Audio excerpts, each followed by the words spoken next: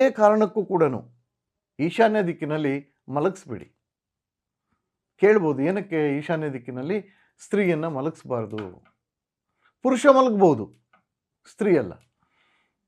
ಯಾಕೆಂದರೆ ಈಶಾನ್ಯ ದಿಕ್ಕು ಗುರುವಿನ ಸಂಕೇತ, ಗುರುವಿನ ಪಾಲನೆಗೆ ಒಳಪಡ್ತಾ ಇರುತ್ತೆ. ವಿವಾಹಕ್ಕೆ ಬಂದಂಥ ಯುವತಿ ಆ ದಿಕ್ಕಿನಲ್ಲಿ ಮಲಗ್ತಾ ಇರ್ತಾಳೆ, ಅದು ಶಯನಗ್ರಹವನ್ನು ಮಾಡ್ಕೊಂಡಿರ್ತಾಳೆ.